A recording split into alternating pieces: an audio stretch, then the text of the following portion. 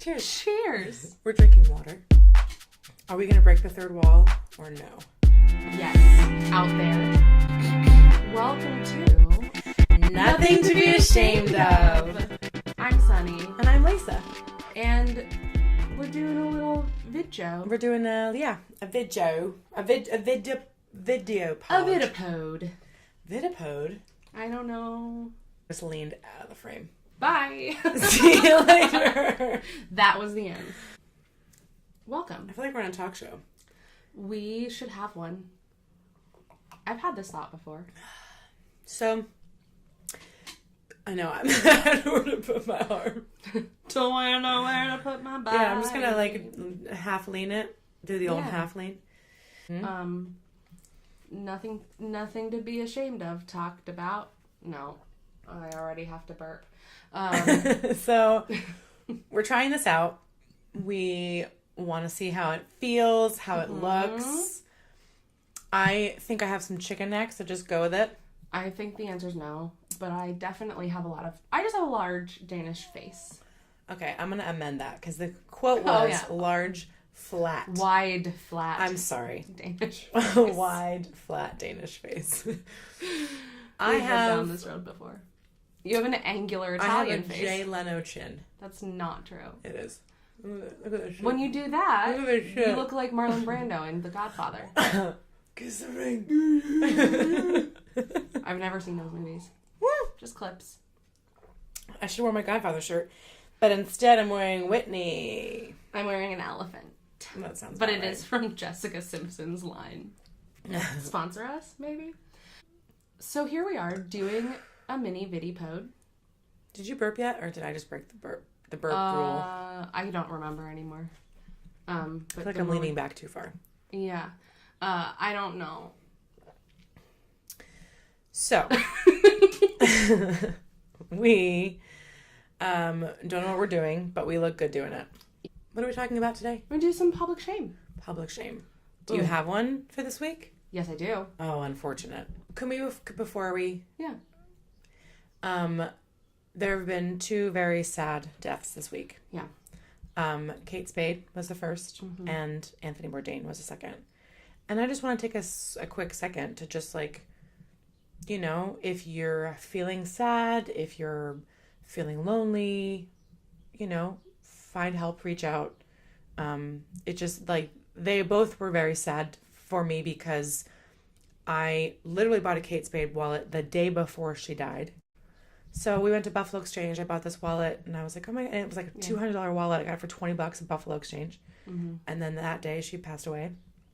And then the other day waking up to the news of Anthony Bourdain, who I saw when I was in New York over Christmas, just walking down the street. I'm like, oh my God, it's Anthony Bourdain. Just, two iconic people, two incredible creatives. Yeah. And they both took their lives. So it's just, in remembrance of, and I just wanted to say that before we... And we're not mental health professionals. We're not. We just are people with feelings. We're people with feelings. I'm a people with suicidal ideations. So I think one of the things that we don't talk about a lot, and I remember when my cousin passed away, my aunt saying this, if you're feeling in crisis and you don't know who to reach out to, you can call 911. And you can have an ambulance come and pick you up and take you to the hospital. Or you can walk yourself into the emergency room like I did when I was 25. Mm-hmm. The resources are out there. We just don't know about them. And if you have a family member or a friend who's in crisis, you can still call 911 and specifically ask for the mental health crisis team. Most metropolitan areas and many small cities have a mental health crisis team on the police force that's trained specifically to handle people who are in mental health crisis. Of all sorts. So those are some resources. Take care of each other. We love you. Yeah. And now we've got some shame in the public eye. Yeah. Just pull your arm off the... Yeah. I know. But lean out we're in choir. Cheat out. You're on the stage. Cheat out. Mm-hmm. I know some things. You sure do. The CEO of Qatar Airways. Some pronounce it Qatar, like the bug spray, but that's wrong. I Googled it and it is wrong. It's either Qatar or Qatar. according to Wikipedia. If you know differently, go ahead, tell us. Wikipedia. His name is Akbar al-Bakr. And he said this week that a woman couldn't do his job because it's so difficult. And it's not the first time. Sir! Right. I It's can't. not the first time that he said things to this nature. And then he backtracked a little bit and was like, but we have so many women who work for the airline. But then also said... Wait a minute. Women are allowed to work? I know. Hold on. Amazing. All right, go ahead. But then also said that the media sensationalized his comments. And I just have so many thoughts. Heaven forbid you just take accountability for the fact that you said something stupid. Yeah. And just apologize. Like, okay, you're an idiot. Just say, I'm sorry. Yeah. And then maybe stop doing it. Right. Going forward. Yeah. The whole trend of calling things fake news and blaming the media for reporting things. And absolutely, sometimes media is slanted. But I straight up heard the recording of this man saying, well, no, it's very difficult. Like, he just said it. And can't take accountability for the thing that he said. Because now he's getting slack for it. Right. Right. Or why don't more people just accept responsibility for things? Because that's hard. Because it's hard and it doesn't feel good. Yeah, it's hard to say, hey, I fucked up. But then you're so much more respected if you can just say that. Yeah. Like, you know how we always talk about, well, okay, not always, but in the past we've talked Right. about how when somebody apologizes to me, I find it just like, ugh, I'm like annoyed with apologies because I often find that they're not sincere, which I'm working on. But there is something to be said about a sincere apology. And when someone actually sincerely says, I'm so sorry, I messed up, or I'm sorry that I made you feel that way, or whatever you say to apologize. But just if you own up to it, I then can respect you so much more. Yeah. It's like, oh, I'm sorry you feel that way, which is the worst way to apologize. Yeah. I'm sorry you reacted that way. Yeah. That's a good one. Mm-hmm. I'm sorry for the way that you feel. Just not even that I made you feel that way, but just for the way that you feel was non-apologies. And so this guy, like, I don't think really even apologized, just said, well, my comments were sensationalized. Which, that's another thing where it's like, well, they were taken out of context, they were this, they were that. Like, you said something. Mm-hmm. It wasn't edited together to be fake news. You said, in response to the question, could a woman do your job? No, because it's very difficult. Mm-hmm. Just own up. That's what I said.